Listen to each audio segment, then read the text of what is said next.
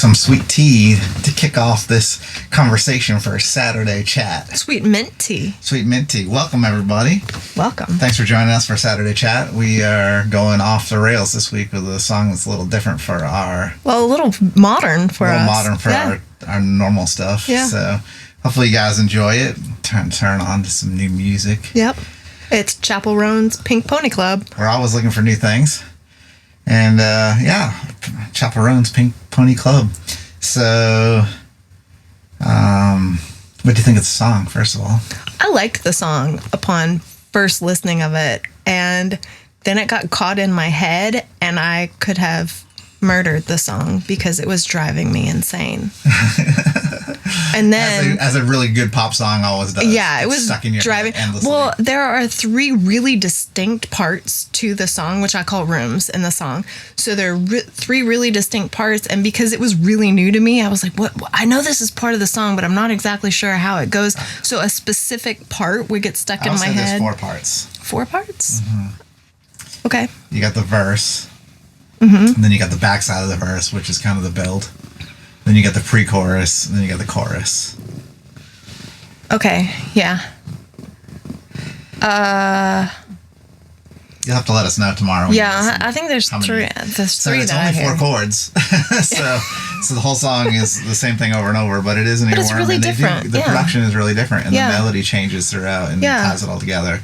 So the big thing for me that I would like to say, and it raised my ear, was the guitar solo, because we didn't play the guitar solo on our version because one guitar, and it's hard to play a guitar solo well without looping, which, I mean, sometimes we want to pull that out and sometimes we don't. So the question is it going to bring back guitar solos to pop music? I know that when I was a kid, a man by the name of Michael Jackson used to have a lot of really great guitar players come in and play on his pop songs. Like he had Steve Lukather from Toto, who was a studio guy, and he had Van Halen play on one of his songs. And, you know, it was not that uncommon to hear a guitar solo in a pop song, you know? And it's been said that that Chapel feels like that the guitar solo is pretty intricate to the song, and so much so that she likes it performed as closely as possible to the record when she performs, because she feels like it's a intricate part, the way it's written. Integral. Yeah, okay. Integral and intricate. It is actually intricate. It is intricate. Yeah. Now, I was wondering if you were purposefully saying that. So she's on the record saying that. And also, this song was a slow burn. It came out prior to the pandemic, but didn't really get popular until after the pandemic. Yeah. So it's been out since 2019, actually. It was written in 2018. She said like 6 years.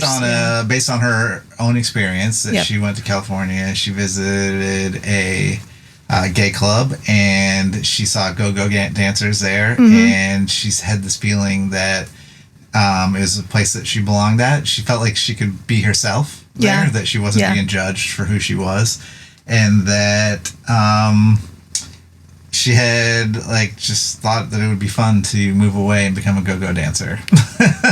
Okay. At the club. Yeah. So that inspired the song. Back to the guitar solo. Performed by a lady named Andrea Ferrero, if you're curious. So she's also played with Olivia Rodrigo on tour, I guess, and I think some of her albums. So maybe a name to watch for you guitar players out there. Check her out. I don't know if she has a channel or anything like that, but I know that she played a pretty good guitar solo on this song. I was pretty impressed with it. Some people say that, and I think this can be the mark of really good music, because we get a comment similar to this a lot, and that is that it reminds me of something, but I can't put my finger on it. So it's like bringing that touch of familiarity. And if you listen to the original version of the song and listen to the guitar solo, it does bring a touch of familiarity. Like as soon as I heard it, I was like, okay, in the style of Journey, maybe, or but it has some Fish elements to it, surprisingly, and it actually has a motif towards the end. It's a pretty common motif of a guitar run that repeats over the chords, and it's very reminiscent actually of a Fish song. So we'll see if anyone can spot it, what it is. They'll have to check out the original version though after they listen to ours to see what they think. maybe they want to listen to it ahead of time if you're hearing this before you hear our version, so you can freshen up and then hear ours, because it's going to be vastly different, of course, because the original is very much a synth pop and kind of maybe like a club disco-y feel. It's pretty cool. It's a pretty cool song. I like it. It definitely has a feeling to it. It gives you a feeling. It's an anthemic feel. Well, I feel like I know a lot of people have adopted it as a personal anthem, and I feel like it really translates to that, because everybody has a jumping off point where you have to make the decision to be your authentic self or to try to live up to the perceived expectation of other people. Mm-hmm. It's not even necessarily a voiced expectation. So I think when one is exploring like really what makes you tick and what sparks joy for you, and are you going to live for you or live for somebody else's perceived expectations? Like, what does that look like? No, you can't have my tea, Bootsy. Thank you. Yeah, it's exhausting living up to other people's expectations, especially when they're not even that. It's not. It's not even a known expectation. I know, and it's like an ongoing thing, really. Like, I think as all of society participates, like it's like living up to these expectations that are put upon you. I think that's maybe, as I think out loud, that might be a lot of the reason why people are so over the top on social media and sometimes annoying, because they do feel trapped in their own expectations, because there are other people's expectations that you've now implied on yourself. You've adopted them. You've adopted them, so they become your own expectations of yourself, Yes. And it's like a child that acts out, and that's how I feel like social media is. Like it's children that act out because they're restricted in so many ways in their daily life, maybe by their jobs, by their own. They need a vent of some sort, of their family and friends, their expectations that they've adopted to put on themselves. It's like, I can be my true self. Yeah. Well, I know, like growing up, we were fed the line, you can be anything you want to be, but that's not necessarily the truth. Some people can't be everything they want to be because they have learning disabilities, or they have monetary issues, or they have people that depend on them in order that they might continue to survive. So you have to be there for them instead of going and dream chasing. So there are limits to what we can do, and it feels like a tether when you're fed that you can do anything you want to do, but you're pushed up against the reality of life. Expectations that we bring along with it, because a lot of times it's like, you can be anything. Like, you can be a musician if you want to, whether you're good or bad, you can be that. That doesn't mean you're going to make money and have or a whether you're acclaimed career, or not. Exactly. Yes. Even if you do make money and have a successful career, that doesn't mean you're going to be able to pay the mortgage in your house, whether it be even a small one or a large one, and it doesn't mean that you're going to not struggle for food, Precisely. So like, life is a constant balancing game. Like, okay, I'm a smart person, but I'm also a skilled person. I'm skilled in music. Do I want to be a musician, or do I want to maybe go to college for 4 years and then do something that I'm really not going to enjoy, but maybe have like a house that'll make me happy and land that'll make me happy, But at some point, I think that everybody has a reckoning of the trading. Like, did I trade away too much to get the things that are in my life? It's almost, well, that's what our song "Lives in Space" really talks about. For me, as the songwriter, that is, you're trading in one thing for another. Like, there's always a longing for the thing that you didn't choose. There's too much life to be had in the world for one person to live all the life.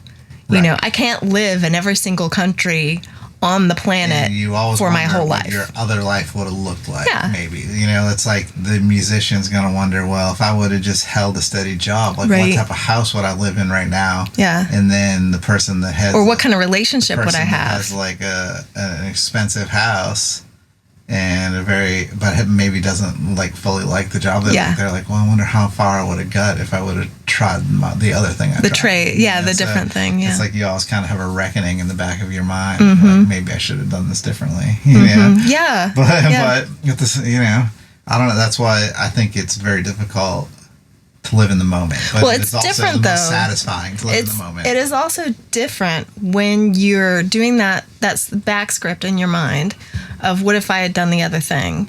If you know for sure and for certain that one of your parental units wanted you to do that, and that's what Chapel's referencing in here. Okay. Like, I know my mom's gonna have a problem with this, and I just really want to go do it. And it doesn't mean I don't love you. It means I love me.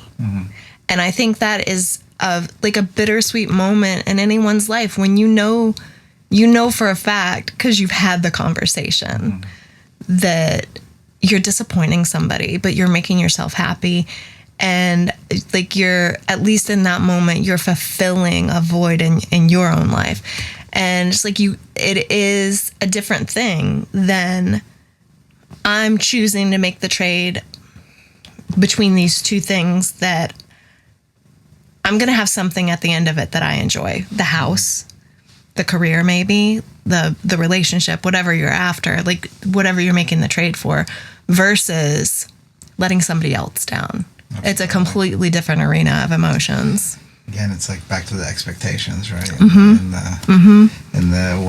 Are you living your life for you, or are you trying to fulfill the expectations? Well, I would venture to say that I think Chapel might have made her mother proud. I think so. So, yeah. It's funny, though, that monetary success erases bad choices. Well, I wouldn't even say bad choices, but risky choices. Or choices that are risky. Disagreeable. We'll say choices that are disagreeable, okay. What I'm saying? Because it's funny that... or societal acceptance, maybe? Yeah.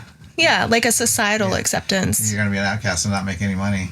Oh, well, turns out that you made a lot of money.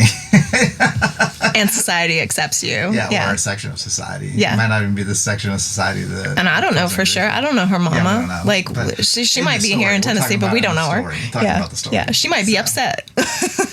Anyhow. Yeah, hey, thank you guys for joining us for the chat every week. We're here every Saturday discussing the song we're going to be doing for our Sunday shout-out. So please join us tomorrow for our Sunday shout-out of Pink Pony Club by Chapel Roan. And we'll see you tomorrow and next week for our next Saturday chat. See you next week.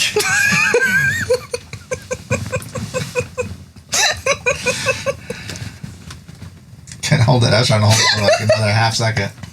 It scared Boots. It scared me. Sorry. Well, you got your blooper moment. Well, I don't think I can cut it off before the sneeze.